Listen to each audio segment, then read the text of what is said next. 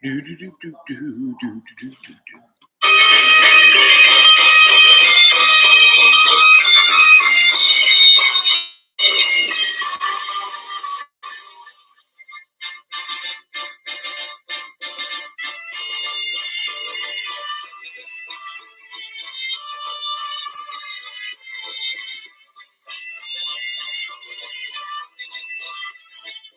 What did that feel like? That felt like freedom. And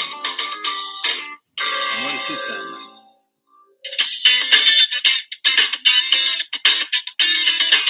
Democracy Now! It's a radio show, not a something that exists.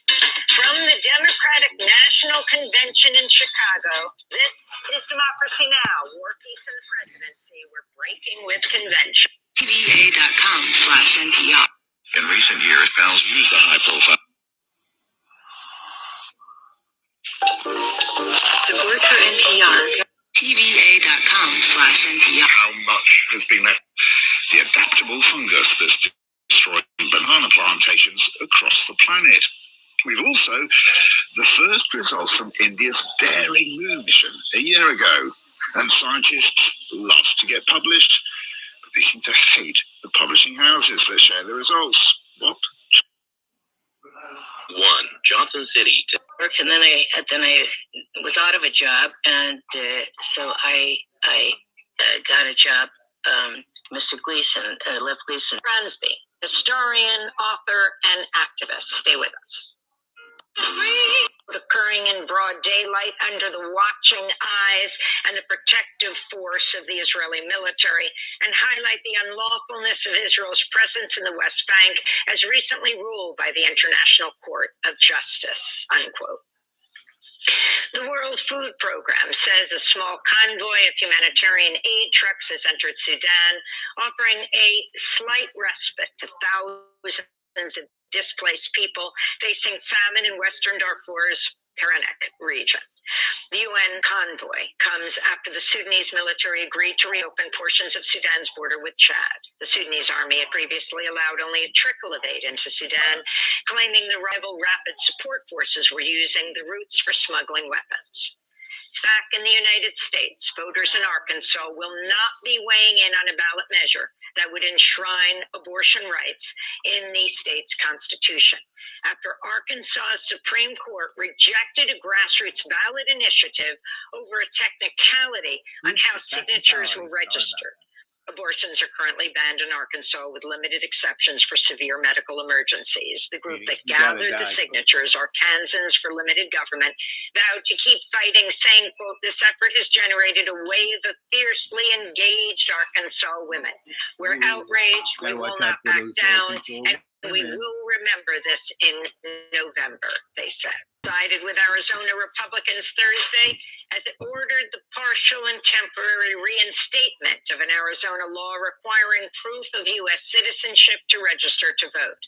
The law was first enacted in 2022, triggering legal challenges by the Biden administration and voting rights groups. But the Supreme Court blocked Arizona from putting into effect another part of that law, which could have prohibited tens of thousands of voters who are already registered from participating in the presidential election without proving their U.S. citizenship. And the National Labor Relations Board ruled Thursday Amazon must recognize and bargain with its unionized delivery workers in Palmdale, California, rejecting Amazon's claims that it is not their main employer since the workers are subcontracted through another company. Delivery workers with the Teamsters Union celebrated the ruling. Amazon cannot dodge any responsibility for these low wages anymore. For the safety, it's so dangerous to work for this company. They can't hide that anymore. It's a lot easier for us now. Why? Because now you have to bargain with us. You have to recognize your drivers as union members if they want to organize. Why? Because it's time. It's the worker power that we came up with that we're fighting and using to obviously get what we need. If you are an Amazon driver, an Amazon worker that's been sitting on the fence, reach out to us. Send us a DM, fill out a form, because it is that time. Yeah, And those are some of the headlines. This is Democracy Now!, democracynow.org, War, Peace, and the Presidency. We are breaking with convention. I'm Amy Goodman with Juan Gonzalez. We're broadcasting from the studios of Can TV here in Chicago. Hi, Juan. Hi, Amy, and welcome to all of our listeners and viewers across the country and around the world. Vice President Kamala Harris formally accepted the Democratic presidential nomination Thursday night here in Chicago. Harris is the first Black woman and person of South Asian descent to be nominated for president by a major party. Her nomination came just over a month after President Biden dropped out of the race. Before a thunderous crowd at the United Center, Harris laid out her case against Donald Trump. This election is not only the most important of our lives, it is one. Don't they say that all the time? This is the most important one. No. There is no difference. That's my basic piece to all of this. That all of this, as the good old Morbius would say, it's an illusion, the Matrix. Take the green pill or the red pill. And it really doesn't matter. Really, all that matters is your spirit, right? And religions have been playing that one forever. Because, your life sucks, but hey, you join our club and give us all your money, and it'll be really great on the other side. No, it's the same. And what you do here is what you do there. So you might as well start helping the we and me instead of just me, and then give a nickel into the can. Just hear you now. Cool. Okay. Well, I turned over the... See, I record the radio, right? And so NPR is kind of like a nice, general, obligatory view of the propaganda. I mean, they do it in a nice way, not like jeering way like Fox or MSNBC or any of those other cowtelling, but they're just as cowtelling. I mean, you look at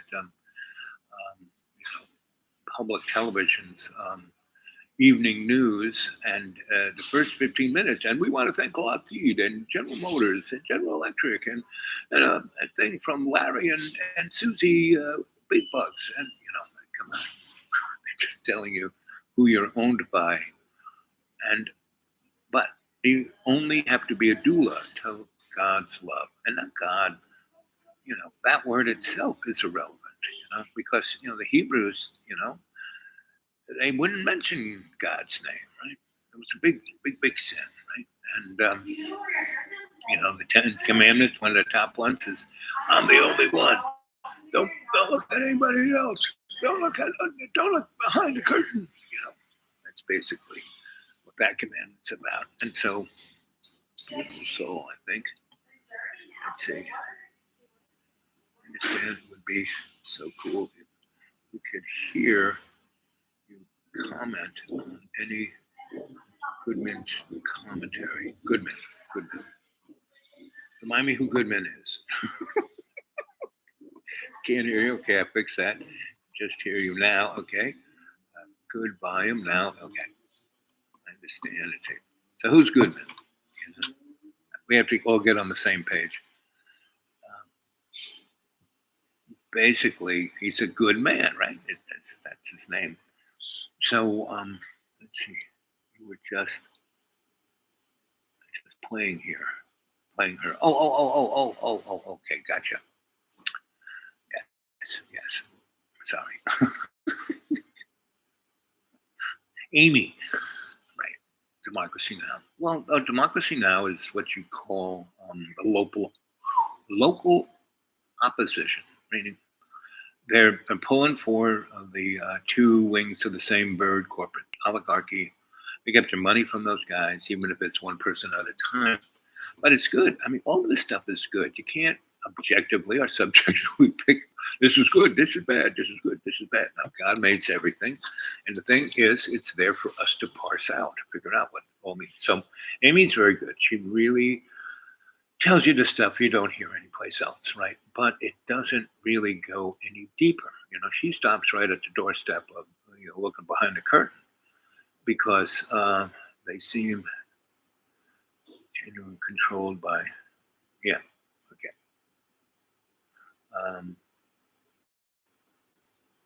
So everything is controlled by God, right? But God is so subtle, right? Because He knew the beginning, the middle, and the end, right? The Alpha and the Omega. So it doesn't matter, What matters is what you do in your life, So I'm sitting here reading every kind of holy book there is. I'm going through I'm down to my last 1800. Oh, I should save this book. I need to read this again. So I'm going through that because there's so many books in my man cave that it's snapping it in half. It's like doing this. I have my Mr. Coffee, and it's even though Mr. Coffee's level in the pot, the coffee is like that, right? So it's like having my own level in my coffee pot. So anyway, what do I do? Is I read books and I write these novels, right? I'm doing this, big swim of 18 novels of basically my life and humanity's life all told at the same time, right? Hopefully a humorous extension of a griot's point of view. Me, the griot, right? One of the griots. And what I really love is I want to turn this whole thing over to Chris Hedges, Stephen King, and Dr. Joseph P. Farrell, right? And let them put it into their salad blender of words and see what they can make out of this. And so anyway, that's my idea of Amy Goodman, right? She does a great job. She tells the story that, all you have to do is pray and you can see all the stuff she talks about. You don't have to constantly go on and on and on. And she never really gets to the story of, the guy I find most intelligible is this guy, David Bonsignor, out of Boulder, Colorado. He has a radio show called alternativeradio.org. Go to his site. All his shows, he's been doing it like since the 60s. He finds an interesting guy, Noam Chomsky, Chris Hedges, anybody who's interesting. And wherever they are, whatever college, he makes a little thing of doing a lecture there with those people and gets an audience. And then that guy or gal gives a statement. And he does like one a week since 1963. It's an amazing database there. And he puts on, at least in my neighborhood, at the ETS radio station, that show of alternative radio. And so he has these great lectures, people you'd never hear, that take it that much step further. But no one, it's like, Gaza's a great example. The Palestinians a great example. So if you listen to Amy and you listen to this alternative radio show, they'll give you an amazing history of everything, soups to nuts. Back in the 1890s, when the Klan were coming together to make Israel, and right off the bat, it was supposed to be non-religious, right? So everyone could go there. Never was quite that. So go check that history out. I'm not going to enumerate it all. But it's not like, I see the thing about propaganda. If you go back to Goering, he went to the Tavistock Institute in England and studied how they were promoted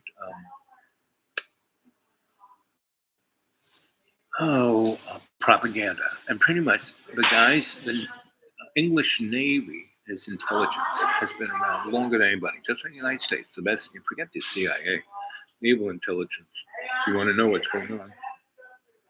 And then the ANI, the thing that's supposed to look at everything, and that's where Homeland Security was created, right? So anyway, so we have this world that's no different than what it was like in 1492, the Spanish Inquisition, and guys like you know, Columbus going around and stealing everything and killing everyone under the name of the Pope. It's all good. It's all good as long as it's, you know, signed, you know, in a papal bull. And now, you know, the Pope goes, "Oh, we're sorry. Any remunerations for all the zillions taken? No. And all the people who died, you know, the zillions who died? No. Just, we're sorry.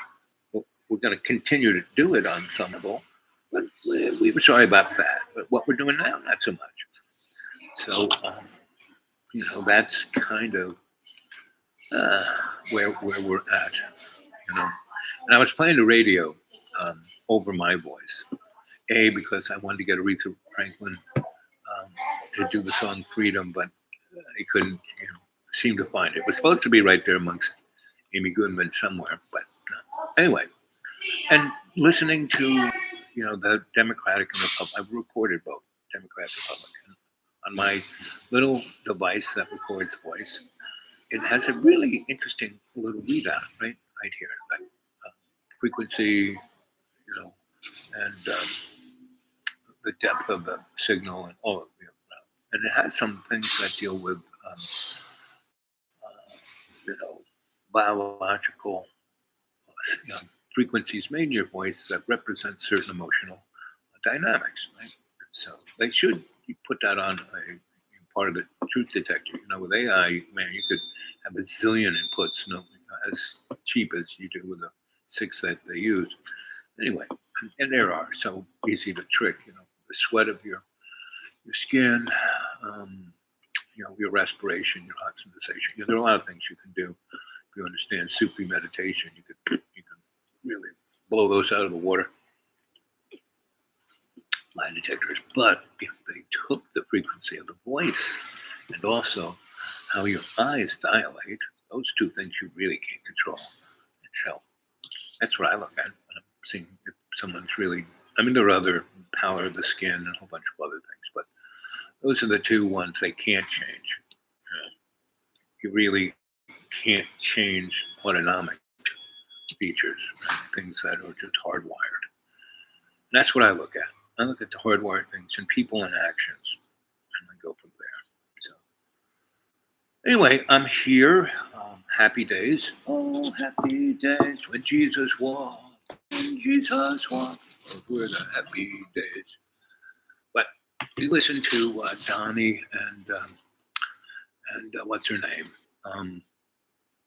I mean, this was all school. You know, when they trotted her out as vice president 4 years ago, and Biden said, "Oh, she's part of our family, Joe," blah blah blah blah blah. Right? It was pretty obvious that she came from the Nancy Pelosi school of San Francisco assassination.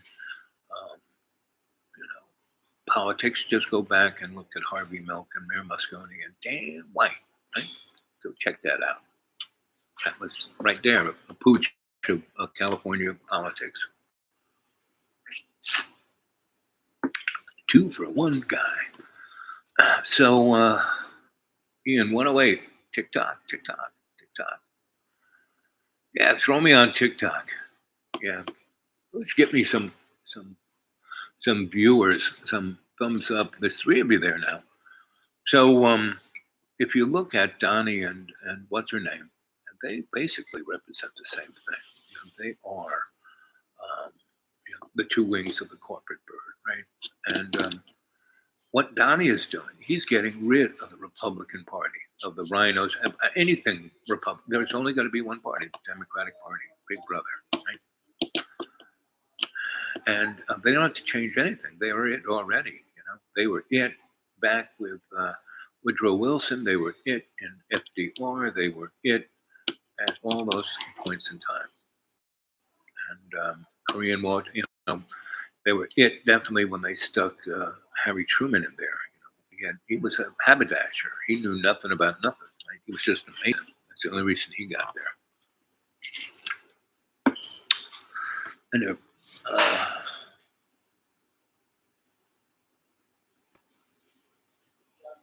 let's see, great gases to view.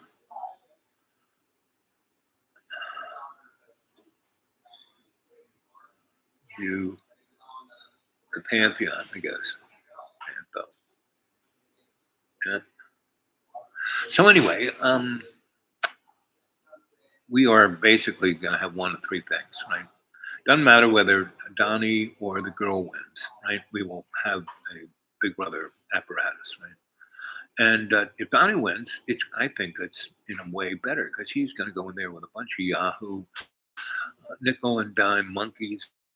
The bureaucracy, just rip it apart, fires out, smash the cogs. The machine will be dead, which we will get. Hey, go watch the 1960s version of 1984, and this is what you'll be seeing. Like the war in Ukraine, when it started, everyone said, "Oh, it'll be over in a couple of weeks." How can Ukraine put up with Russia's mass? Like, well, they did pretty good. And at the beginning, they hardly had anything. A few javelins and a couple of man pads, and they kept Russia in line. It's like, really? And he goes, life is ruined. I said, well, if you look like that, your life is ruined. Doesn't he look like what does he look like? Hannibal Lecter's son?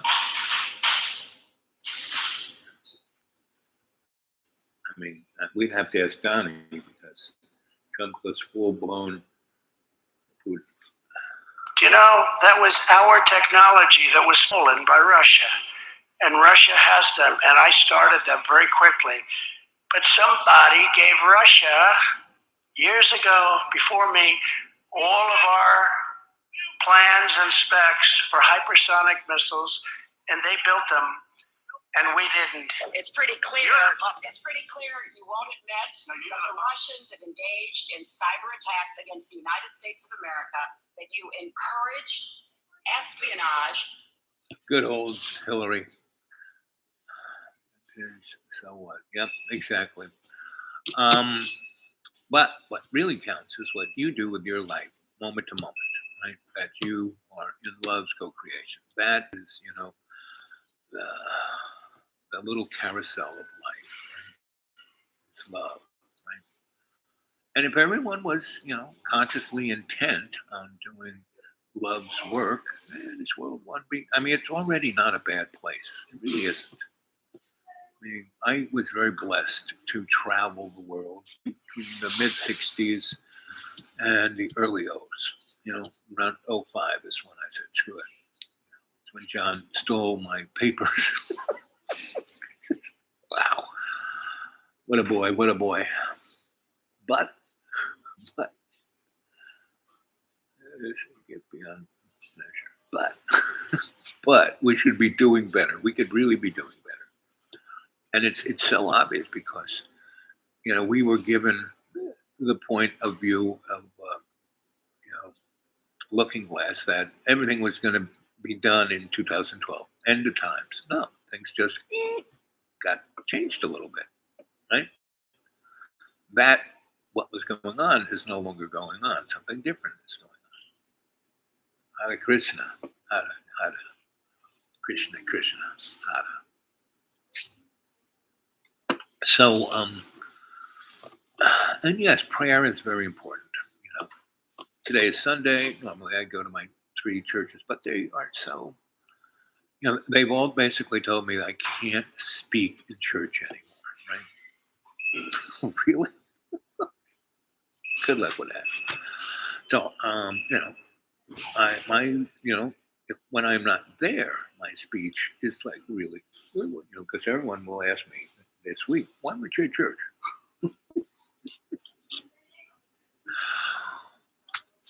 And I will come and visit every now and then. But today I woke up at 11. Everybody was already half out of church. So I just turned over and went to sleep. Because in the man cave, it's dark, and I really am like a bear. If there's no light getting in the man cave, I sleep. I really got a good night's sleep. And I went to bed around 8 o'clock and woke up around 10:30 in the morning. Went to bed 8 p.m. on Saturday and woke up at 10 a.m. at 10:30 maybe. Yes, 10:30. I just rolled over and went to sleep and woke up again around noonish, a little before. Put my pants on, rolled around, fooled around with this and that, and came here. Right? Cup of coffee at the very least. So let's see. It's fabric, yes. Instead of measuring in yards, it's thousands of years. Krishna, Yaha, Baba.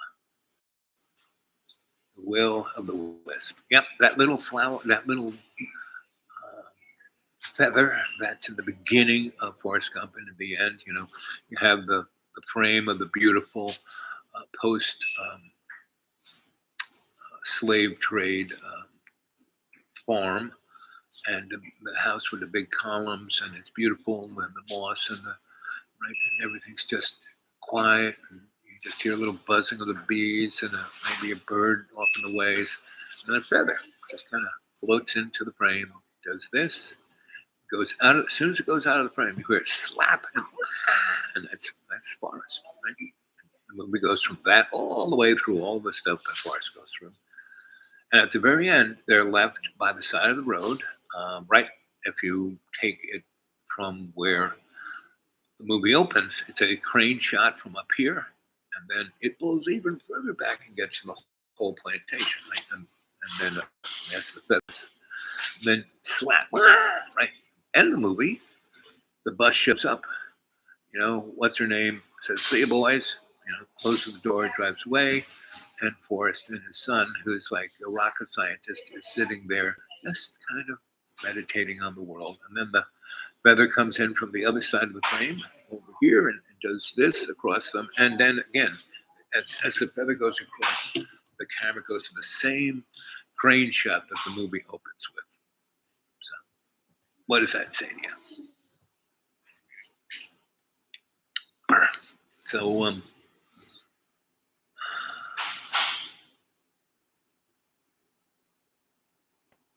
my story, guys, I love it. Inevitable, global, this garden. It already is. I mean, it's it never stopped being the garden, really, never, right? And all the little stupid stuff. I mean, a good example of COVID. COVID shut the world down for, it knocked about 20 to 30% of its level of production off the cliff, right? And then changed it, right? So it's really interesting. We are not, manufacturing at top commodity, right? And that's one reason why we have a little bit of inflation, because we don't have as much stuff in the pipeline, scarcity. I mean, that's what they did with the oil embargo. I remember being on top of the World Trade Center, and the guy who owned Windows on the World, he owned Restaurants Associates. I was one of his associates. And every Friday I would come and get my envelope, and we'd have, depending on his predilection, we'd have a little smear or a nice big dinner, because above the way it worked, you walked in this thing, and this beautiful staircase kind of went up, and it had different mezzanines. I think you get a better and better view. The masses were down there in the ballpark, and then the nice little dining alcoves, until you kind of walk from his office onto the top of mezzanine, which was his dining room, right? And he would have people up there and have little parties. I mean, you could easily, comfortably, no problem, sit 40 people up there in this little private alcove. But we'd have dinner up there, right? Whatever they were working on special, and which I wouldn't even ask them. Stuff would just show up. One time I went there, and first we'd have cocktails and nashi stuff, and then we'd have dinner, or we were both going to go someplace else. Do you trust the government? Well, I trust certain people in the government. The guy who is, running NOAA, or the people working in NOAA. But corruption corrupts, right? So you look at a great example is Boeing Aerospace, right? That place was whatever they did was amazing. The B-52, they designed it in a weekend, right? And then had it on the assembly line coming off within 6 months. Gigantic, still around. They had really talented people. They had been tooled up to do a really fine job, all from its conception all the way through World War I, World War II, Korean War, Vietnam War. And that's about when, between the Korean War and the Vietnam War is when Ike said, watch out for the military-industrial complex. Go watch that. It really, he says, it infiltrates every aspect. And so that's what happens. All these industries still have some pretty good people, but not really, right? Because the chain has been broken, right? So everyone is out for themselves, going for as much money they can, more overtime on the line. Who cares that the airplane's going to fall out of the sky? I'm not going to fly a Boeing plane. I mean, I'm going to, it's a Gulfstream, really. So, meaning Tesla invented wireless transmission of unlimited electricity any place on the planet, right? So you could easily, he had created, the inductive motor, right? The car should be, I mean, that's why Tesla's called a Tesla, because the thing driving each tire is an induction motor, because with an induction motor, that motor is a generator and a motor, right? So when you hit the brakes, that mechanical energy is putting juice into your battery, right? So at least that's the way it should be working, because that's what an induction motor can do. And the other thing about an induction motor is once you hit the gas pedal, I mean, it really takes very little juice to run the sucker, right? Very, very, very, very efficient, right? And so if you have transmission of electricity to that motor without a battery, that's why we don't have electric cars. Oh, smile, staircase, symbolic symbols, liberate the world. Be awoken. Yep, a gift of intuition. Open that. Yep. It's opening it now. Otherwise, we'd all be gone. Basically, in 2012, we'd be tough. And that's why I kind of went, in 06, I went totally hedonist and, lived the rich man's life. Owned a lot of real estate, a lot of stuff, blah, blah, blah. But when I died in 2014, and my little life, everyone's patting me on the back. What a great job you're doing, right? And my master said, oh, you've been doing a good job. Still got more to do. I said, wait a minute, I'm dead. Aren't I ever here to rest? If you want to rest in this stinky place, it was the basement cafeteria of HRS, Hitler's Rifle Squad, Holy Redeemer School, right? Where I got beat up by the nun in first grade. And I said, it smells like vomit and diarrhea. I guess eternity here? No, okay. So I came back, right? Took the shot. Exactly, I took the shot. Yes. Trust government implicitly to precisely there. Yes, exactly. Like police, they're doing exactly what they were designed to do: protect the rich guy and kill everyone else lower than the rich guy. Now, the rich guy is not who's in charge. The moron poster boys, Elon Musk and Bobby Small Penis, Micro Penis, and what's his name? Mr. Amazon and Mr. Faceless and book. John took the shot. Yes. You took the shot. Yes. 2 different shots, though.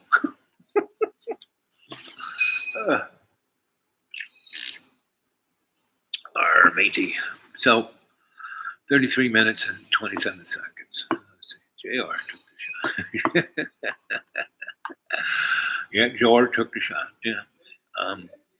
So anyway, boop, boop, boop, boop. So the 3 things that potentially could happen. Oh, there's 4 things. Things will just be just like this. Nothing changes. Hey, Mr. Ole, good to see you. Always good to see you.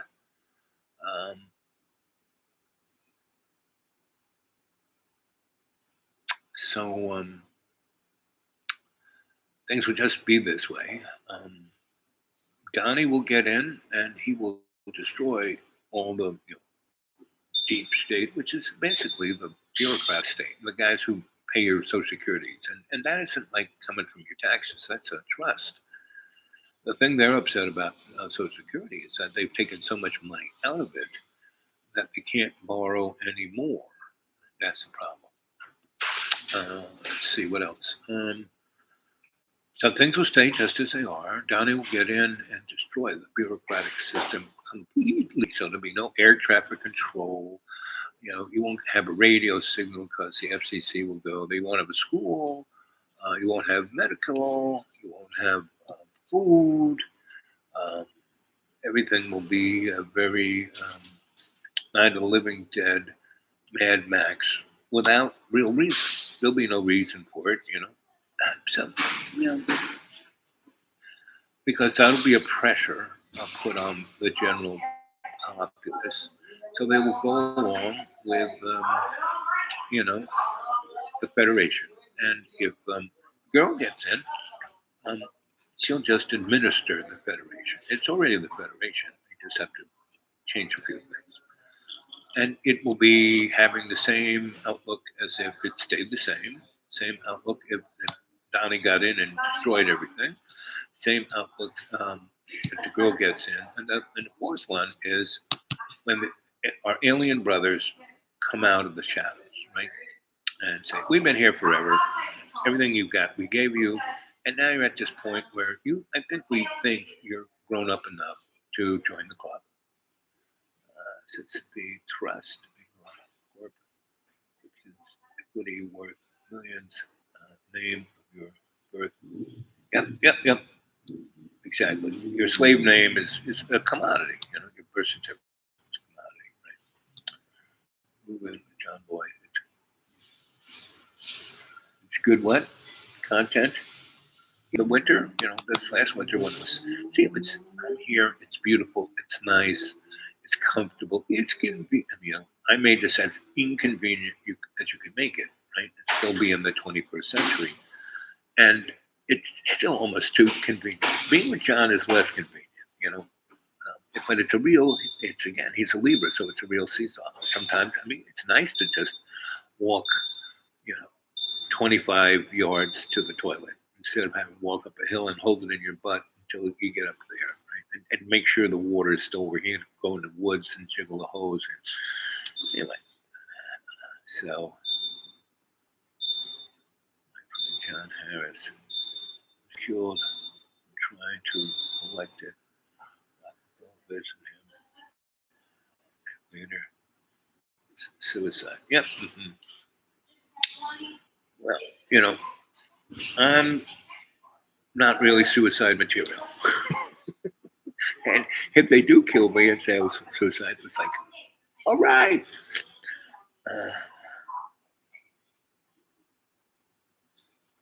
Yep, but John, but see, John, he doesn't understand. I mean, he has all of it in him to really do a great show. If he could just realize that he's just acting instead of him wanting to be the A-lister on the star. It's like when I was telling stories, and he would butt in with the most obtuse thing. Now, the audience sort of realized that was like, when he would say stuff like that, I would do like the low. I was thinking of how to make the comic relief there, like Abbott and Costello. And John wouldn't do it, meaning he wouldn't, you know. I said, let's at least kind of figure out, not script, but the idea about what we're doing. And he would never go along with it. I mean, when I tried to teach him, you know, guided meditation, boy, that was, you know, I said, this is great, John. You can be anybody you want. You can go through the universe. He wouldn't do it. He just would go on about, I just want to live with, you know, it's like, and after that, that's kind of boring, right? And so anyway. But this winter, I might go there. It depends on, you know, so October surprise is the real deal. So I'll probably stay here through October into November just to see who wins and see if everything goes Mad Max or what. But if not, I would go with John because then I want to take John to Texas and keep up there until he can make some kind of dynamic with his kids. His kids are like, they'll be 20 soon. What is two little babies? I'm sorry, buddy, that's not the case. You should see a picture of his oldest boy. I mean, he looks like Arnold Schwarzenegger. He's got muscles. Like, you know, my dad tried to do this, and I'm showing you how to do it, Dad. You suck. Anyway, I mean, that would be the usual suspect point of view, right? Just go. You know. We love the drama. I know. And in some points I do too, but I'm one of, it's beautiful right now. This is the most beautiful time to be here. So like around October, I'll wait for the October. If the aliens, the tanks are in the street, like this is a good place to be. With John, not so much. And because he's got nothing up there. He's not prepared for anything. He gets everything, Kroger, the supermarket brings it up to him. He doesn't even go to the supermarket for human interaction. I meet my most good girlfriends at the supermarket. Really, it's a trope. That's ridiculous, but it really is. That's it. I know it is. I know it. And I'm not going back to John Boy until at least winterish, and at least until he will, go along with doing something worthwhile. I do not like doing the same thing over and over and over again. I only have a limited amount of time here, right? So it's a lot better for me to stay here and like every week talk to 20 people and make like a connection where like, ooh, and then kind of half of those 20 people, 10 of them, basically changed their life just because they rolled into me in the supermarket. Right? And pretty much like since 2006, I've had eight really super positive relationships out of the supermarket. Right? Women that I stayed with at least 6 months to 2 years, right? Over that, 06 till now, right? Eight.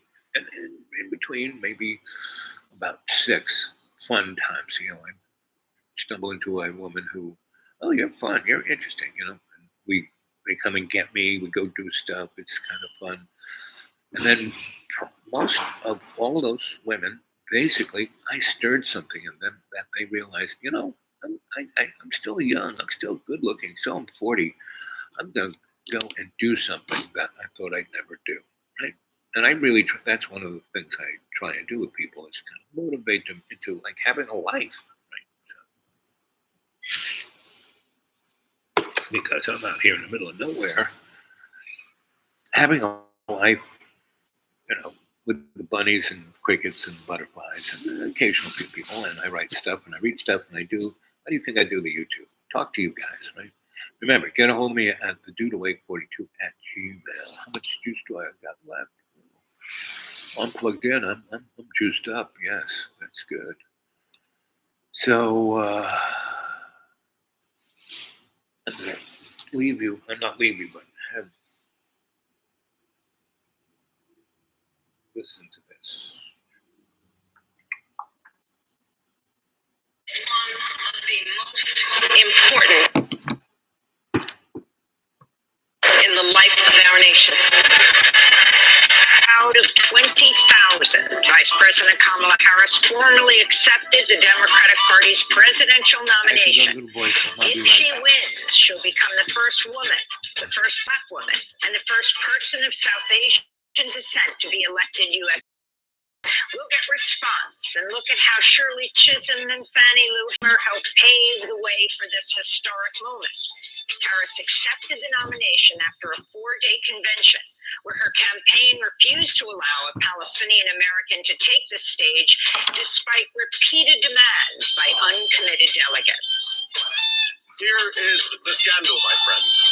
Here is the scandal. The scandal is that there are forces within Democratic Party leadership who do not want us to talk about Palestinian human rights. But that's not sustainable. This is a watershed moment. All that and more coming up.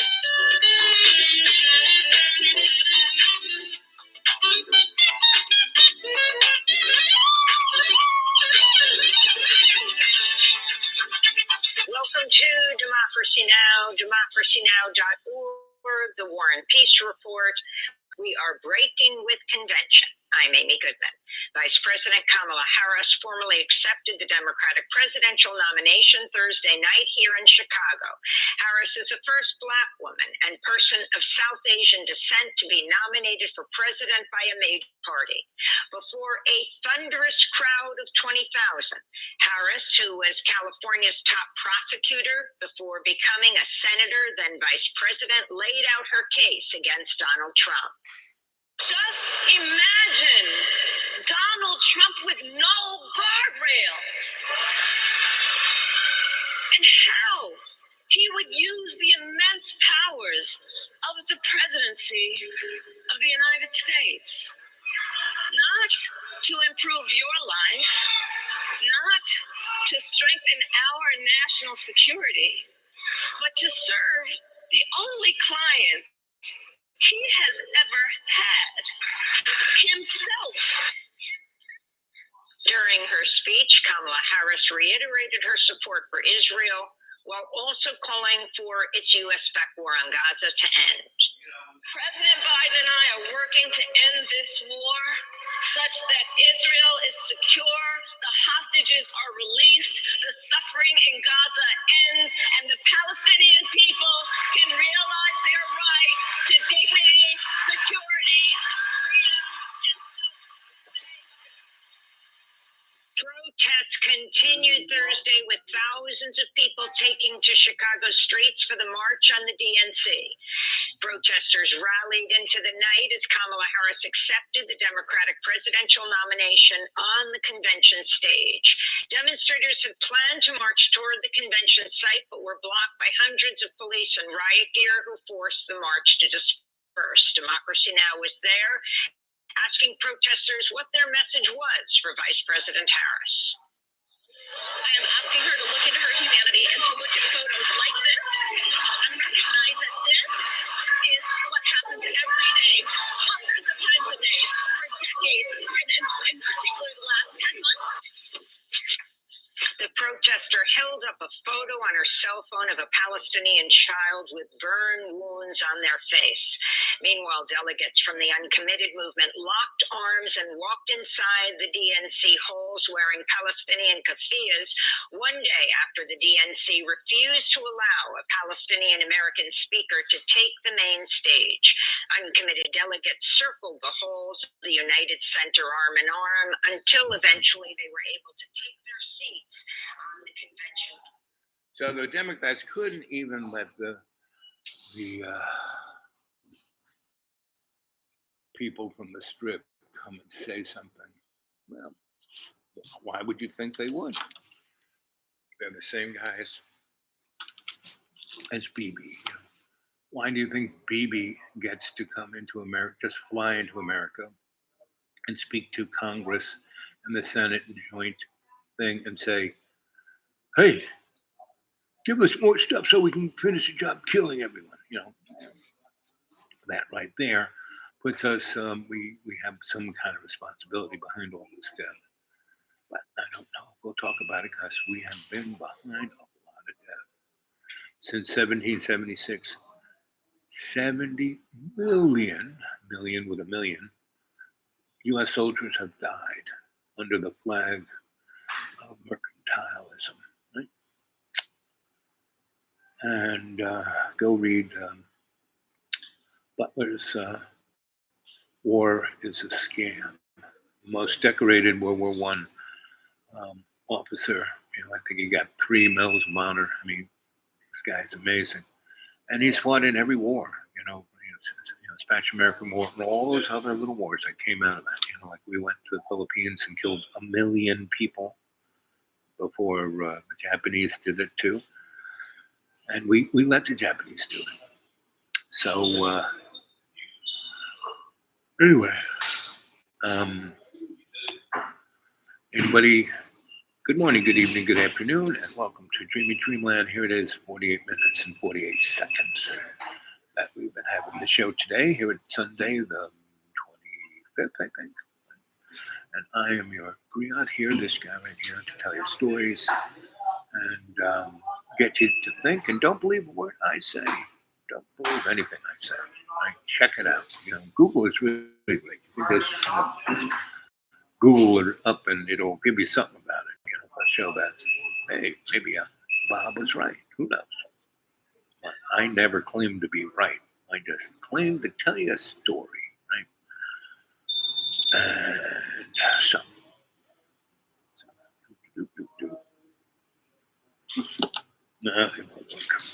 too bad. Anyway, what else? I can't think of anything else to say. So how about some questions? Hey, wait, you got any good questions for me? We've been making some. Just go over there, Al. So, drama. Oh. So anyway,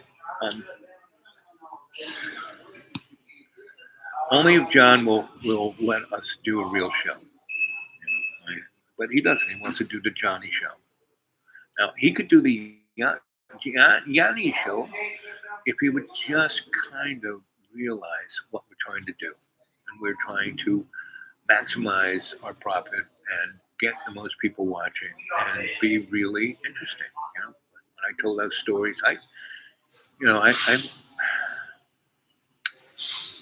in the 2,000 shows I've done here on Dreamy Dreamland with Sensei Al Bob, I probably have,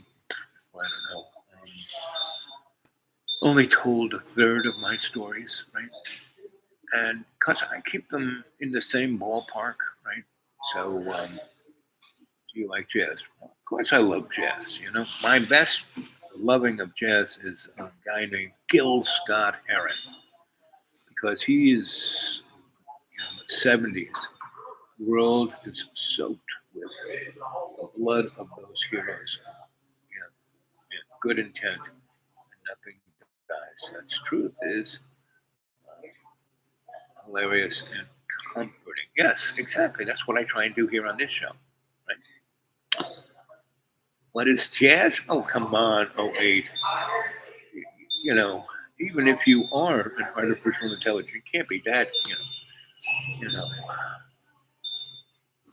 jazz. Let's see. Gil Scott-Heron, that's my favorite, Let's see if we can find, let's see.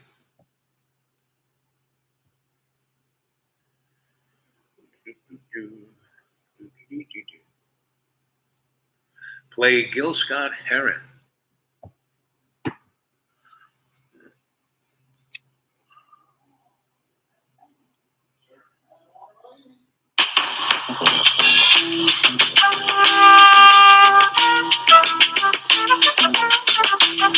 This is jazz. Like Gil Scott-Heron, spoken word, poetry, art. I'm telling you what the street is all about. Oh wait, this is jazz. You will not be able to stay home, brother. You will not be able to plug in, turn on, and cop out. You will not be able to lose yourself on Skag and skip out for beer during commercials because the revolution will not be televised. Yeah. I'm in a public place. The revolution will not be televised. The revolution will not be brought to you by Xerox in 4 parts without commercial interruptions. The revolution will not show you pictures of Nixon blowing a bugle and leading a charge by John Mitchell, General Abrams, and Spyro Agnew to eat hog maws confiscated from a Harlem sanctuary. The revolution will not be televised. The revolution will not be brought to you by the Schaefer Award Theater and will not star Natalie Woods and Steve McQueen or Bullwinkle and Julia. The revolution will not give your mouth sex appeal. The revolution will not get rid of the nub. The revolution will not make you look 5 pounds thinner because the revolution will not be televised, brother. So do you know what the nubs are? The nubs are any hair follicle that is coming up out of your skin after you've shaved around the tidy white areas. Right? You never really want to shave those areas because they have the softest, fluffiest, downy hair. So you can go down there and rub your cheek against it and go, ooh, that's your pussy. Oh, it's a pretty pussy, pretty pussy. So, we all love cats, don't we? Yes, we do. And the revolution won't be subsidized. Yeah, well, it will be subsidized. It just won't be televised. Okay.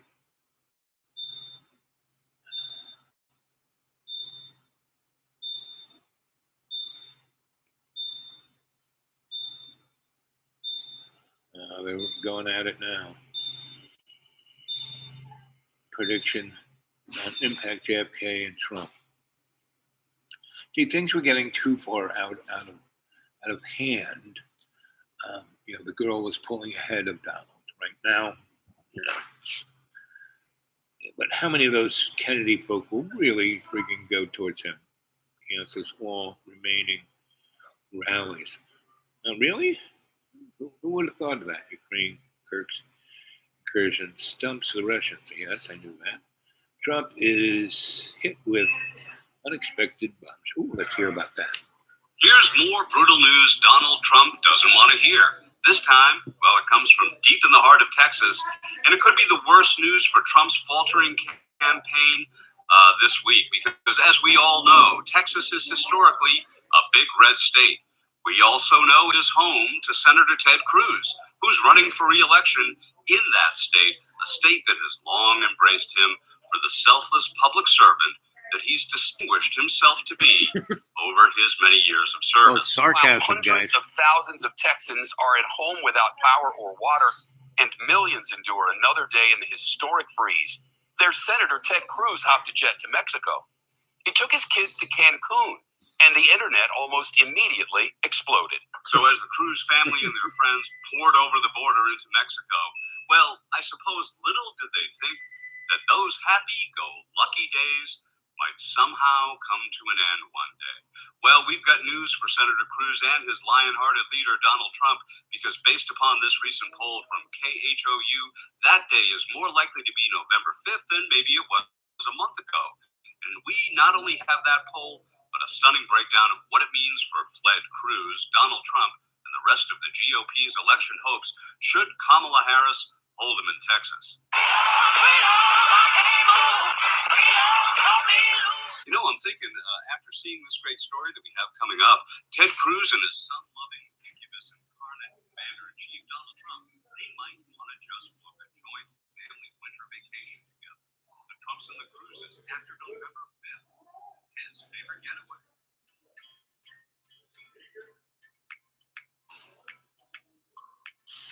Okay, let's dive into this new.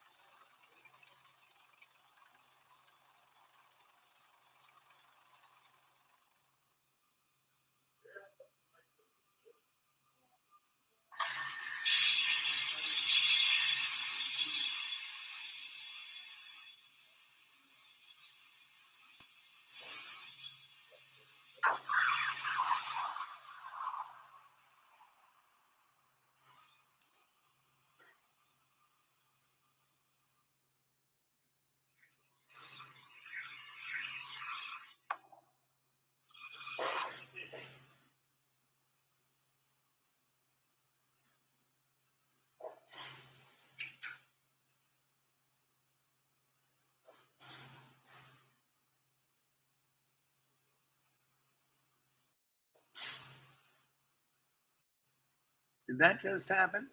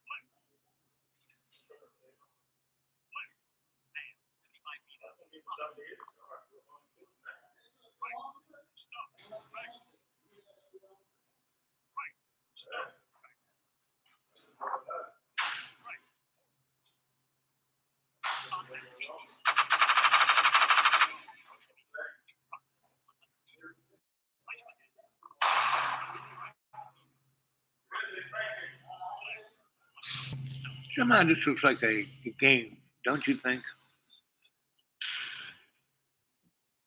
Yep, happened 7 minutes ago. Goodbye, Putin.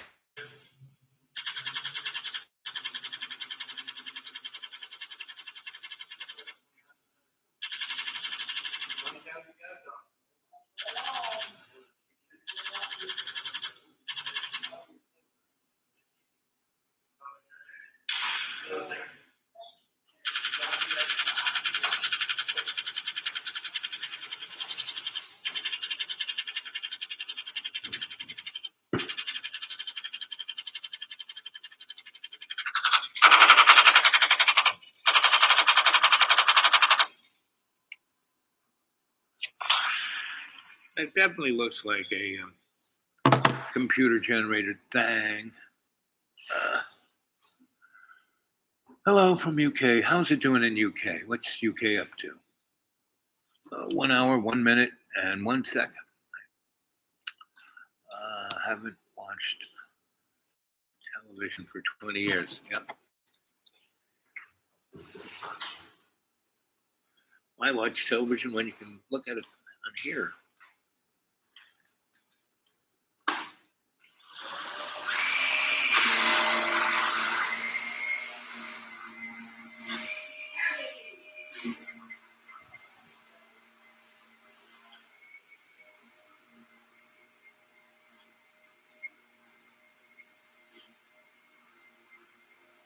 Play Gil Scott-Heron.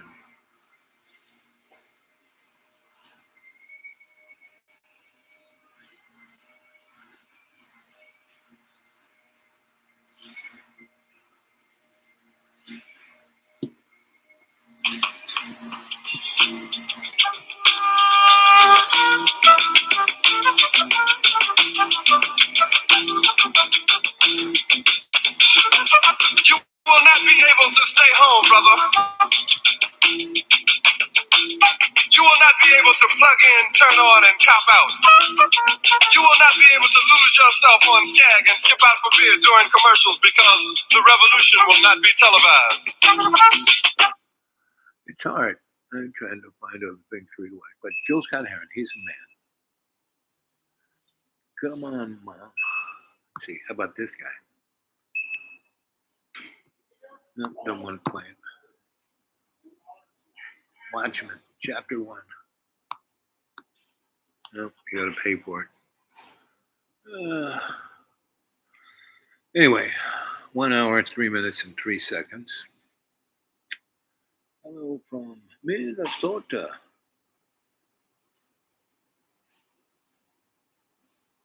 The Minds of. Okay.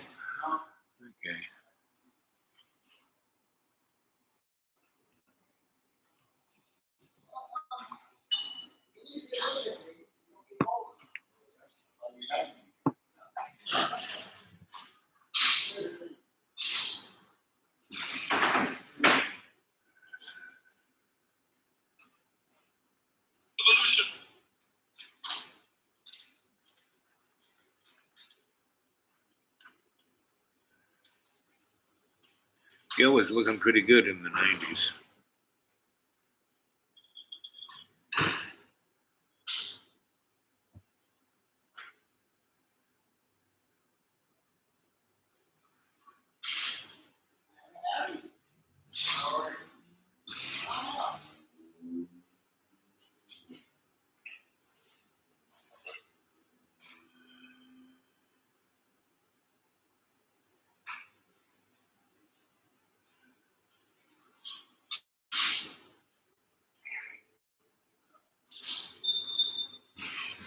everyone, Harry here to talk about the New York AG. This is Letitia James's office response to Trump's appeal to the appellate division seeking to set aside the gargantuan civil judgment, $450 million or so, both saying there were legal infirmities overall and that the amount is wrong or excessive. Okay, let's just set the table briefly. This is the one before Justice Engoron. It was finished, the trial was an 11-week bench trial. Bench trial, I note, so it was all the more perplexing that Trump continually hectored Engoron and tried to say he was biased. Then when the eventual judgment was reached, it was trebled under state law, and we're talking about $450 million. You may remember there then ensued a bit of drama about whether Trump even could post the bond. You can appeal, but you have to post a bond typically for the full amount. The appellate division, which is the appellate court just above Engoron, stepped in and said, you can do it for $175 million. You don't have to post the entire amount. Perhaps that'll be taken as an indication that they are considering diminishing the amount of the award. So, hi everyone, Harry here to talk about an important decision by the DOJ that attempts to salvage at least some of the many, many cases of obstruction that it brought against the January 6th rioters in the wake of a Supreme Court opinion scuttling a law that has been used for so many offenders. Okay, to review the bidding here, the Supreme Court, you may remember, at the end of its term, decided a case called Fisher versus United States. And Fisher was one of the marauders and was charged under 1512C2. By now, you've probably seen the 17-year-old Gus Walz described as having a learning disorder, demonstrating unconditional love for his father, Vice President candidate Tim Walz.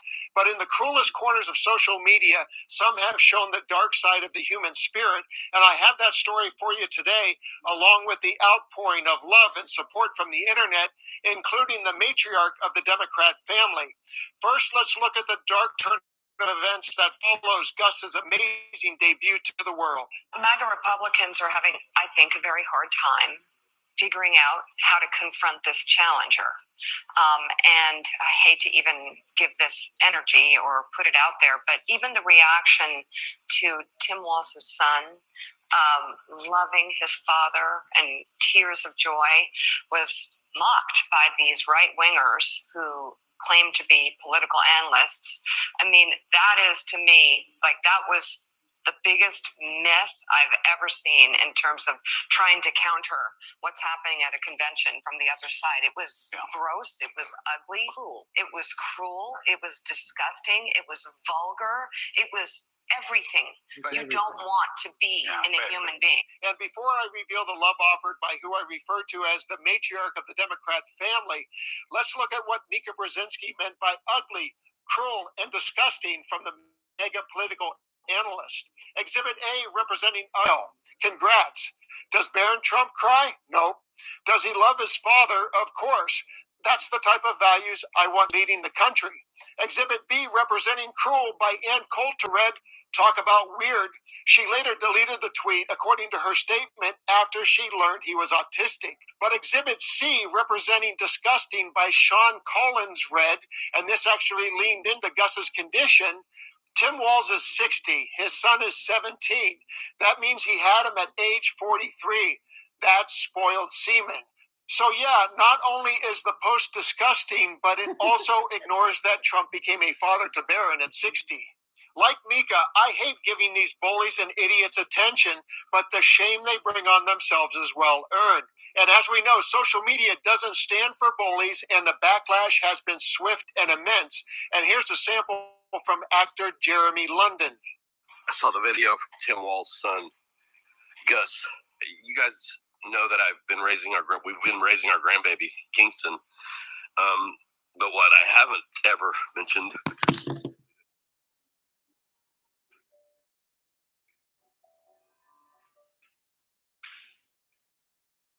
So one report really jumped out to me recently. It was the story of Sagan, his wife and 7 kids. They live in a part of the world where, because of their low social class, they weren't allowed to use any of the community's clean water sources. So the only water that they did have access to was contaminated. And Sagan said regularly caused illnesses and stomach problems, particularly for his wife and kids. So that's just the way that they live. They didn't have any other option.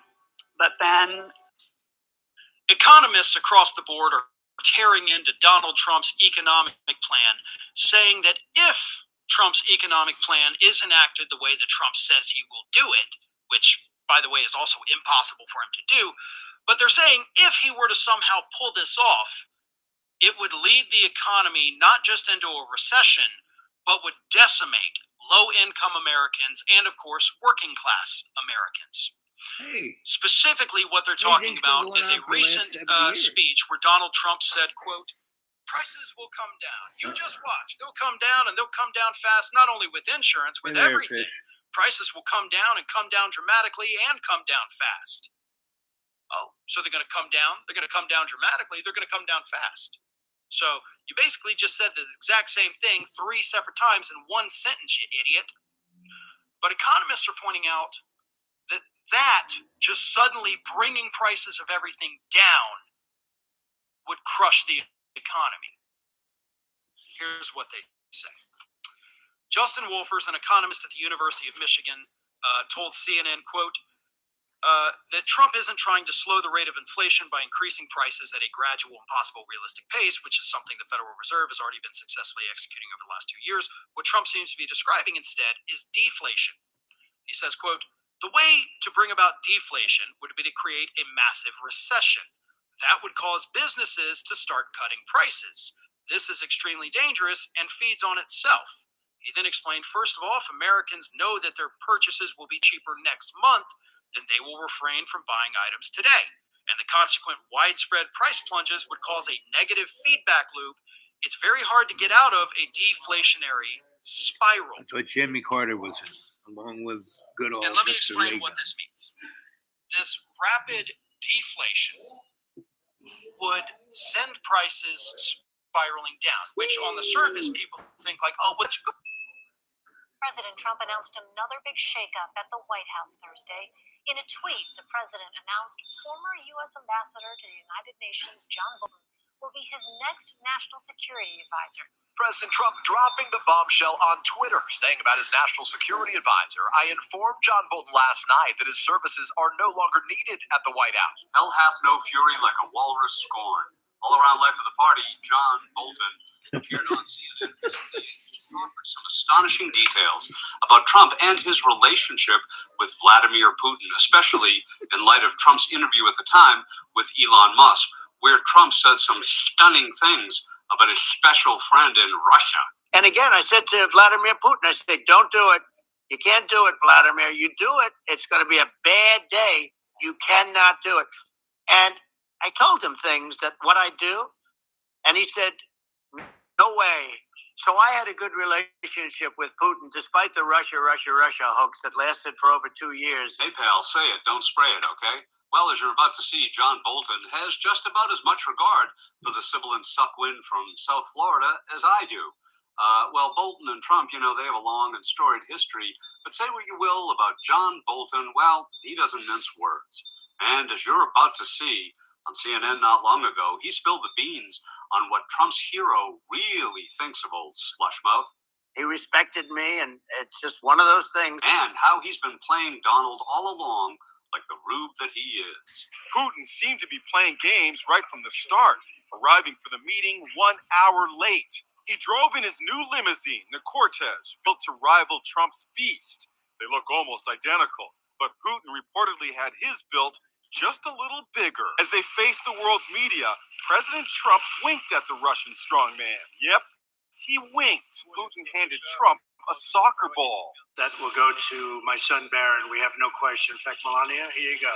The president tossed it to the first lady, sitting there in the front row. So sit back with the hawkish right wing's answer to Wilford Brimley. Cost you 1 nickel and 4 pennies. Because this clip should brighten your day. Trump is having this conversation with Elon Musk that had some big technical delays, but now is underway.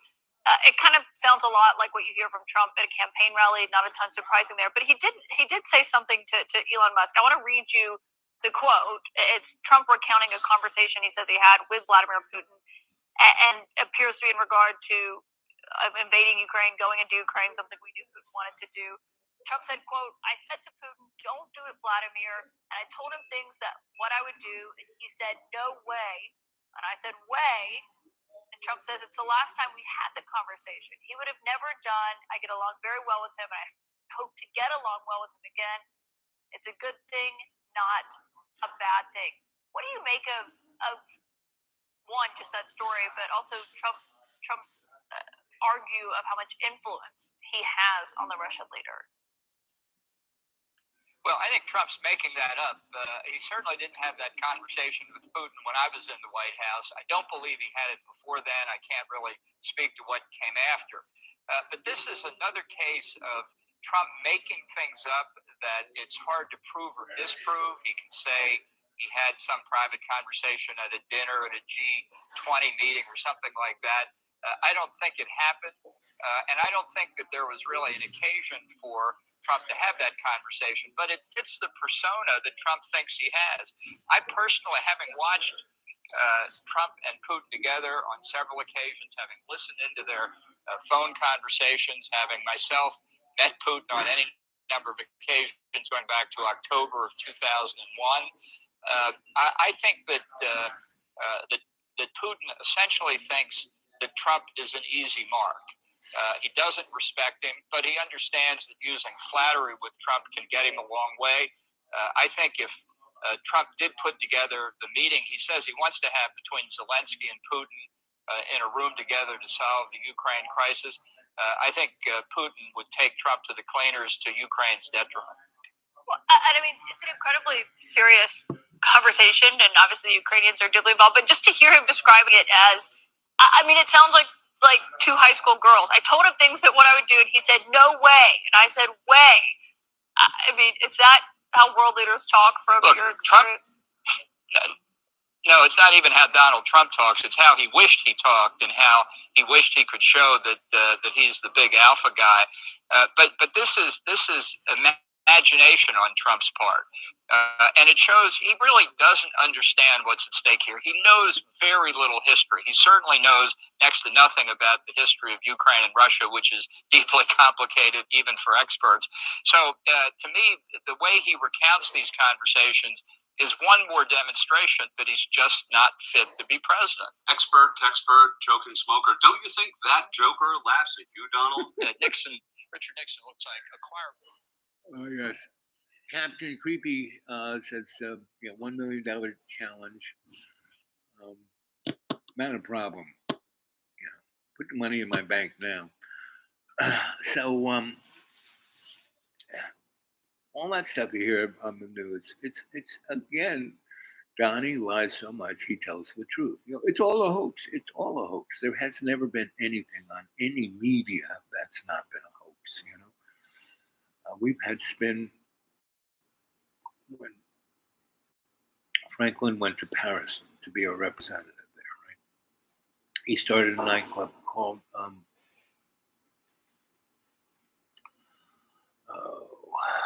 Satan's Hellhole or something like that. And so, and basically everyone showed up naked and had a really nice mask on. So Louis XIV could screw whoever he wanted to, and whoever wanted to screw anybody else, they could screw whatever.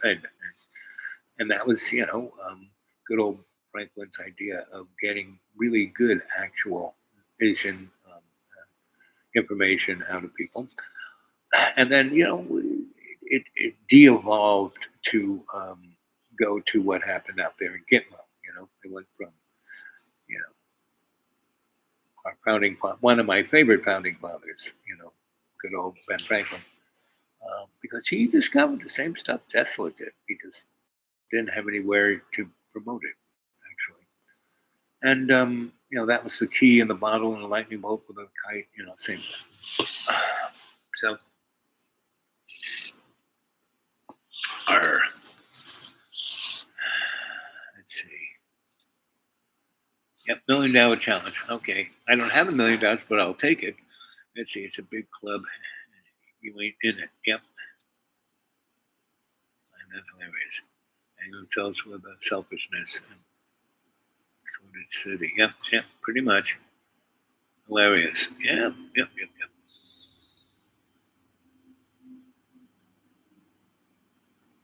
Kamala. Cammy. Yeah, that's what they should call it, Cammy. I had a buddy named Kamala, and I called her Cammy. It's a CAM. Right? Let's see. It's never just a president. There's a counselor behind that office. We gotta serve somebody. Yep, pretty much. I mean, you look at Woodrow Wilson, he had no experience whatsoever with, he was a teacher, it wasn't even that, he was like the administrator of Yale, I think, and then becomes president, and I'll keep you out of war. 6 months later, we're in one, magic mushrooms, and so, Woodrow Wilson was the first to have an automotive, gas-powered limousine, right, before the presidential carriage, right? So basically, he cruised around D.C. and picked up prostitutes, right? And this one, it really struck his fancy. He married, and then after World War I and that whole thing in Versailles, he has a brain embolism and is basically brain dead, but his body's still ticking a licking. And that prostitute and Colonel Howells, right, just like Ollie North in the basement of the White House, ran the White House for almost 2 years and set us up for World War II and the Great Depression and what we're having right now. Hail Hydra. Home on man. Yep. Magic mushrooms. Yep. Problem about magic mushrooms is like the kind of ickiness you feel for the next month after taking them. I mean, you don't need to take the mushrooms. You just need to meditate, Breathe in deeply, fill that lungs with that prana, right? Close your eyes, see yourself in the imaginary mirror, and see yourself surrounded by that golden light. Breathe in that prana and feel every cell going through your lungs, your blood taking that gold to every cell of your body and cleansing it. That's all you need to do. You don't need no mushrooms. You don't need no drugs. You don't need no big 8 million calorie dinners to fill that empty hole in your heart. You just love your neighbor as yourself. See, most people don't love themselves. That's why they treat everyone so badly, because they just creeped out by themselves. Anyway. So the war in Yugoslavia is a scam. The war of the two Vlads, the stand-up comedian and the bagman, right? And it's going to turn Russia into basically Disneyland. About 2 years. It's just, look what happened to Times Square. It was like Sodom and Gomorrah down there, and then Disney bought it and go, whoop-de-doo, good times had by all, right? So just take a look at that. And that's what's going to happen to Moscow. Right? And we're not going to stop burning oil. Please. We could have stopped burning oil in 1891. We had it all there, right? Didn't do it. In 1938 to 1948, we had those 10 years of amazing technological advancements. What did we do with it? Nothing, right? And then from there up until now, we are like at least 1,000 years ahead of technology, and so the people own it, not you. Yes, your tax dollars paid for it, but it's all owned by corporations that you'll never see the day of light. It was owned by our government. You could look at it through a,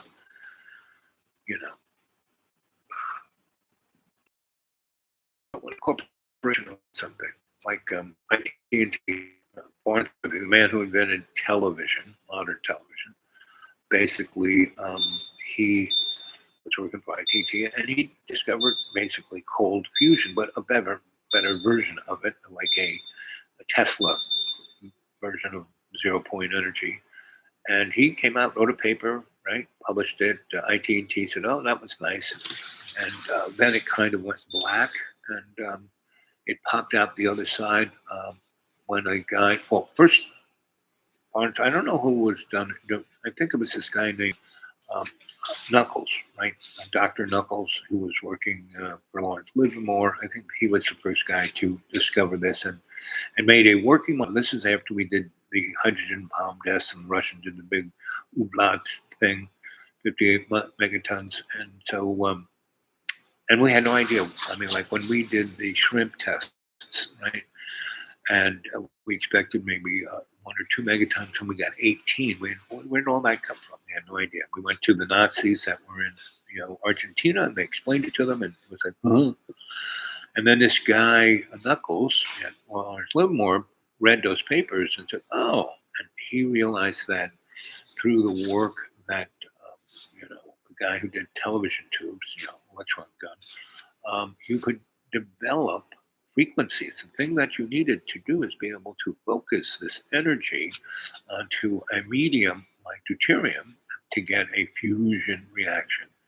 And this guy, Mr. Lawrence Livermore, figured it out, used it on a bomb, and they tested the bomb, 3 of them, right? And there was it was a fusion reaction without any radiation. They didn't use an atomic bomb to set it off, right? To make plasma. They used this other technique that Dr. Knuckles figured out, Lawrence Livermore. And then the guy who invented TV at ITT, he developed an even more succinct system that you could use commercially and dump it into Tesla's wireless transmission, and there you go. You have wire transmitted electric current to every car, every aircraft, every boat. No more burning of any coal. Electricity going straight into your appliance. Forget having a cool. And that was feasible in 1891. And Mr. J.C. Morgan, who gave Tesla the money to research it, said, "Well, that was nice, but we're not going to use it. We can't make any money doing this, It gets rid of the whole need of war, which is our biggest profit margin. No, sorry, buddy."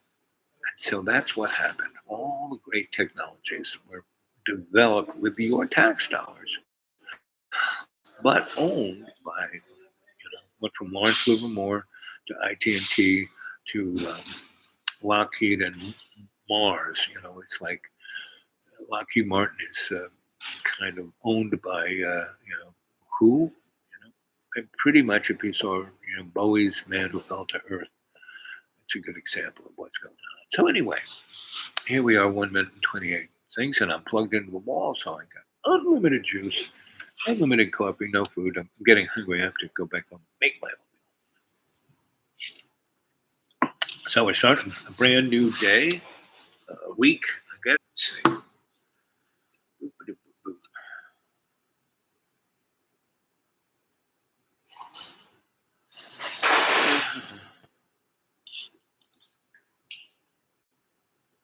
Here, oh yes, weather. Let's sync our weather up before I go.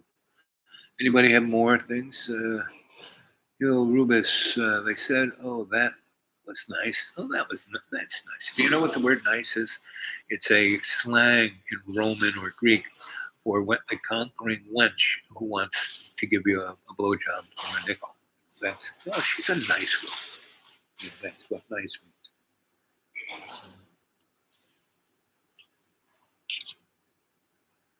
There's no free lunch. Well, it's going to be gorgeous all the way through Friday. Pretty warm, too. 32 degrees Celsius. Ooh, that's toasty. It's getting towards the 90s. Let's see what's UV. Ooh, yes, all deadly. All on the 9s. 9 is deadly. But Friday goes straight to 0. Must be a big front coming through. Heavy. Moderate intensity, 10 inches. Whoa, Saturday. 31 inches of rain. Whoa, baby. 10 on Sunday. So that is like almost 50 inches of rain in 3 days, from August 30th to the 2nd. It's a lot of rain. But from now until Friday, it's going to be nice. Yeah, pretty much nice. It's going to be hot, though. Yeah. 30s, yeah. It's like in the 90s, the next 3 days, 90s. Heavy intensity rain. Yep, okay. Good. So, oh, that's Atlanta. Let's see.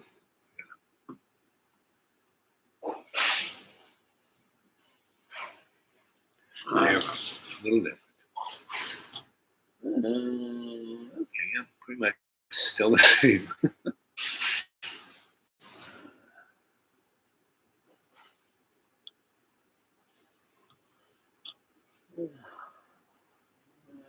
Well, we're not going to get 50 inches rain. We're going to get 30, maybe 30. So, but from now till Friday, it's going to be nice.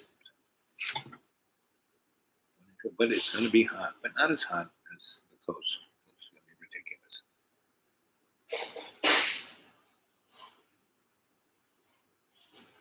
Yeah, temperature kind of drops down into the 80s. Okay, so that's good. Let's go.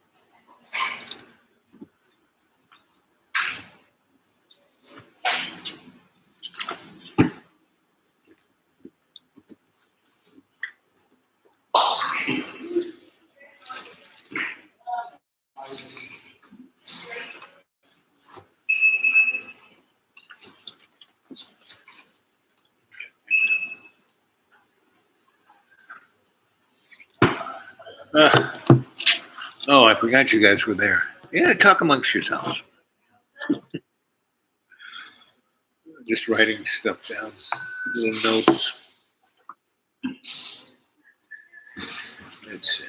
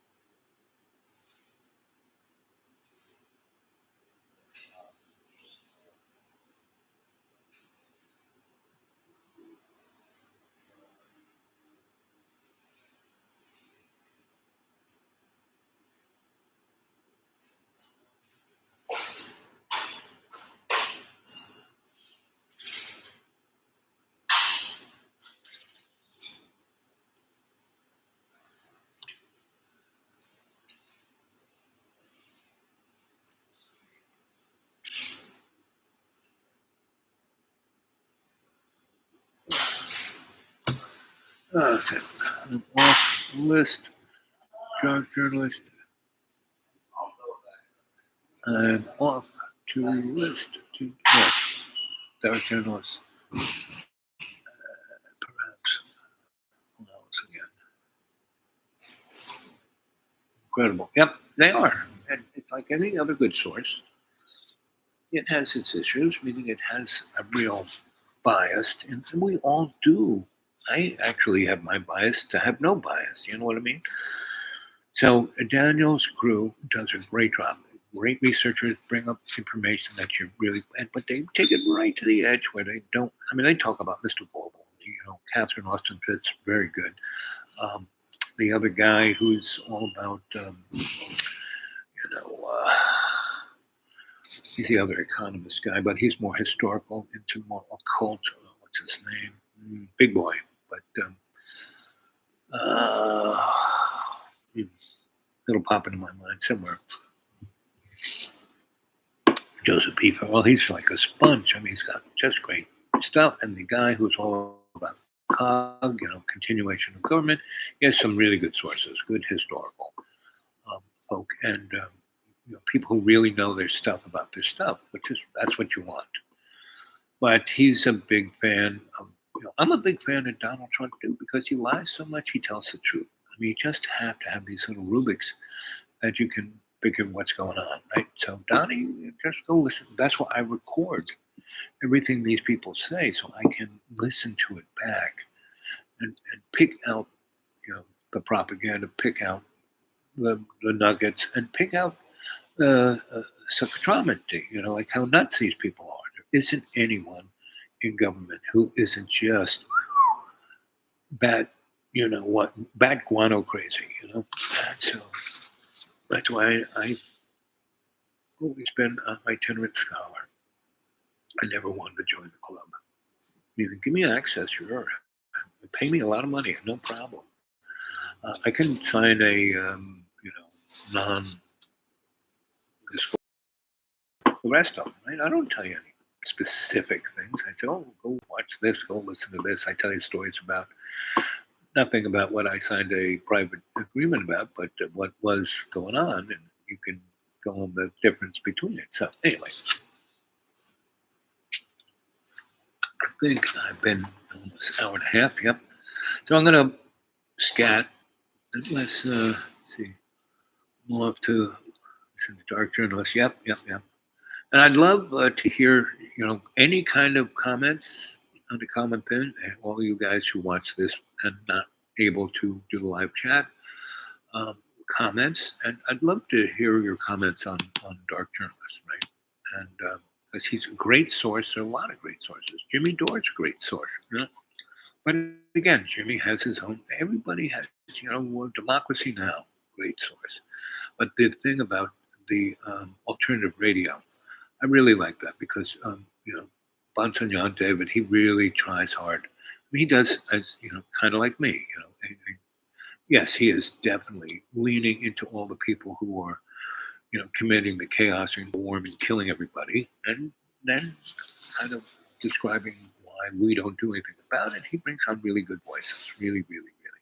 Don't believe anything they say, but they give you the opportunity to go look up stuff, right? See where they got their stuff. And that's what a scholar does. A person who is a scholastic just believes what's in the textbook, That's like so, please. Anyway, I got to go do some things and then relax some more. Yeah, take it easy. This is, go get yourself a nice, comfy hammock out there in the woods with a tarp over it and pray to Jesus, right? That's what I do every day, right? At least 20 times a day. I don't do what my Muslim brothers do because I'm gravitationally challenged. I don't get down on the ground. I not get up. Getting up is my challenge. So I have to put myself in a place I can get up. But like sitting here, not good because I start to rust. Just watch me getting up here. No, it's too embarrassing, so I won't do it. Not for me, but for you. What color is the tarp? And wouldn't you like to know? The same color as these glasses, whatever color you want. What color do you? Is that like, that's Anglo-Saxon skin color, isn't that? As my friends on Romulus would say, pink, pinky. That's what they call humans, pinky. Because the rest are black, white, green, purple. We're pink. We really are. And all those other people, they're from other planets. If you didn't know that already, I'd please. You guys are slow. Really. So, the tarp is the color of these glasses. That's all you got to know. And, you got to send a hellfire my way. Good luck with that. Because, if you hit me, thanks. If not, don't worry about it. I'm here to save your day, really. I'm not here to rock your boat. Right? But mostly, I'm here to do what God tells me to do. Right? So that takes a lot of reading the Bible and a lot of praying. You need a space blanket. I have one. I have a space blanket in my man cave. That's why my man cave looks like I'm inside the space station, because I have, those blankets pasted on my ceiling to reflect the heat from my body back down to me. So yes, I already got space blankets everywhere. They really are good. And there's a place I got them for $0.05 a piece. One of those job lot places back day when I was in Florida, and all those like great little flea markets all over the place selling just amazing. I gotta have that. I mean, someday I'll need 180 space blankets. All I did was pay $18. You couldn't beat it. So anyway, okay.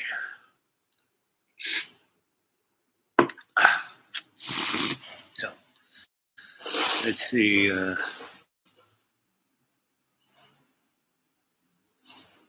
The thermal cameras, right? Well, don't worry about it. Hey, I don't worry about cameras or, this thing is going out there to the universal World Wide Web. I am definitely registered, So I'm I got my QR code and everything ready. I'm ready.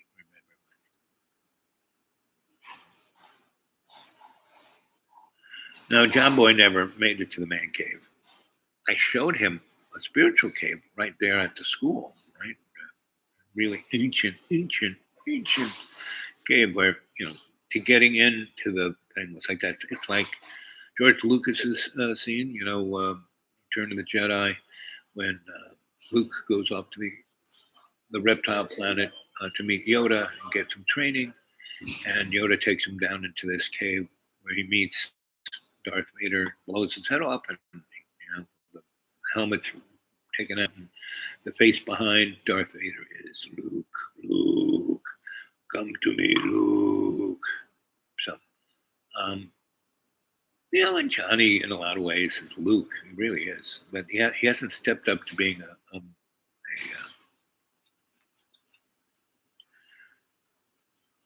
one of those. Remember when John drowned himself in tears? Again, never happened. Captain Creepy. Creepily. Creepy. I'm creepy. I'm taking that L out there. Just creepy. That's okay. Let's see. What else can we? Let's see.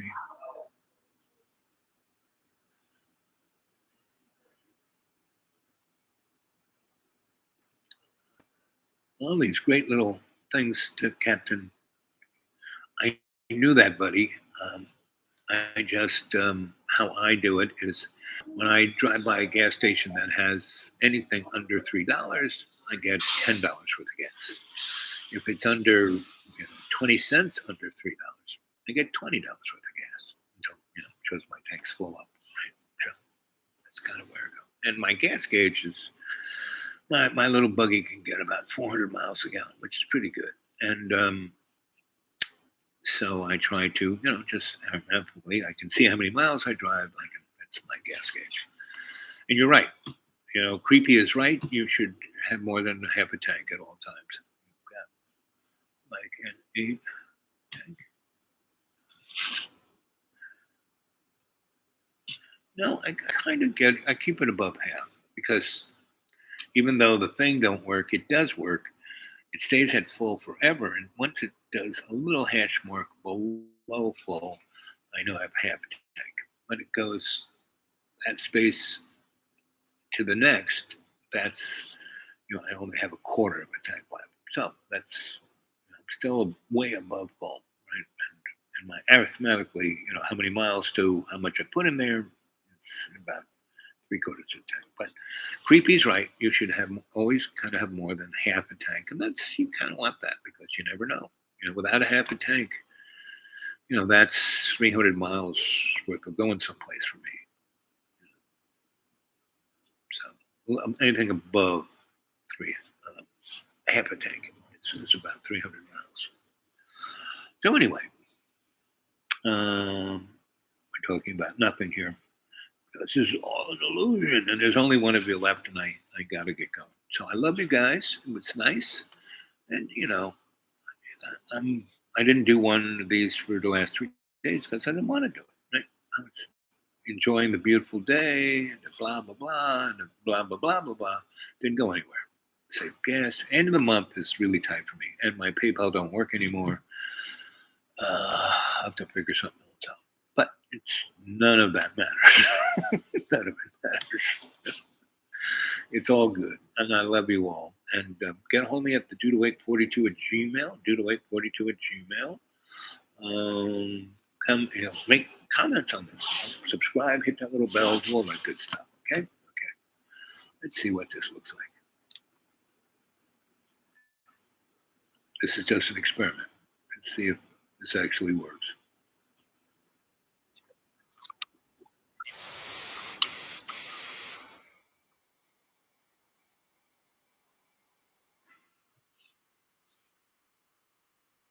Well, here's our man.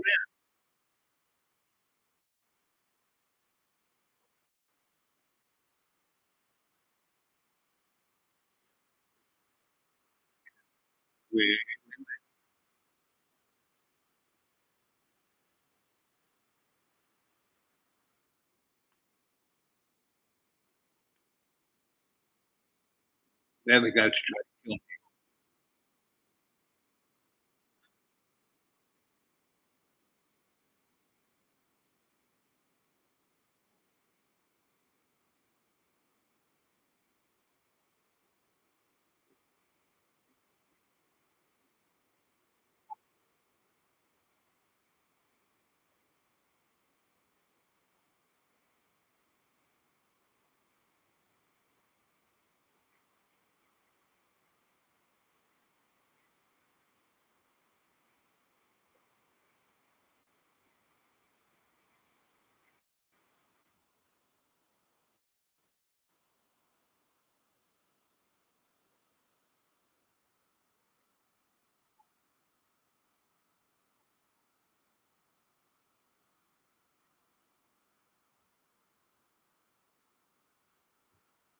When this was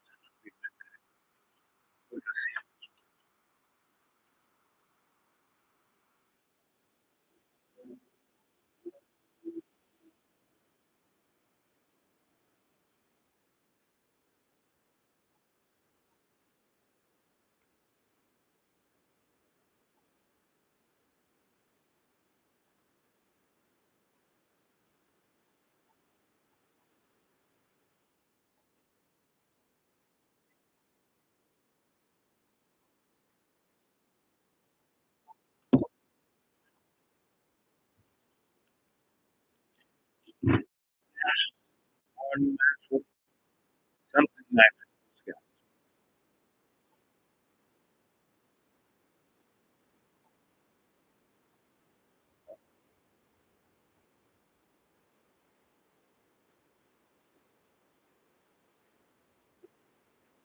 Gordon Maxwell.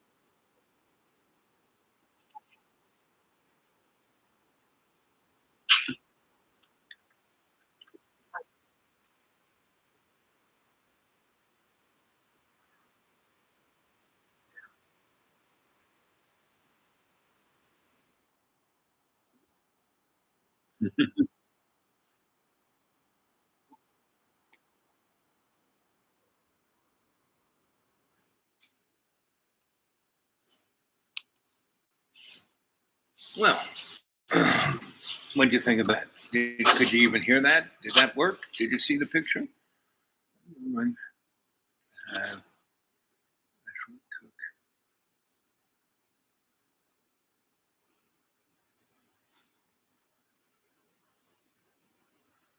Okay, sounds like a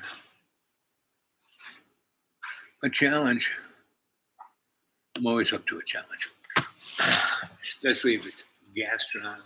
You know, you can eat anything you want and not gain weight by not doing it all the time, right? So, someone takes me out to a really nice meal. I enjoy that nice meal. I go, oh, I can't eat that. Can't do that. It's like my friend. I go visit once in a while, and he's totally a Pepsi fiend. You want Pepsi? I can have a Pepsi with him. Because normally it's like 1 or 2 Pepsis a month. It's not a problem. If I had 1 or 2 a day, be a problem. Right? 1 or 2 a month, not a problem. So that's the basically motif. So we're going to leave. I thank you, everyone, for 1 hour and 55 minutes and 17 seconds for this show to be really great. Made it great again. Okay, I love you guys. Talk to you later.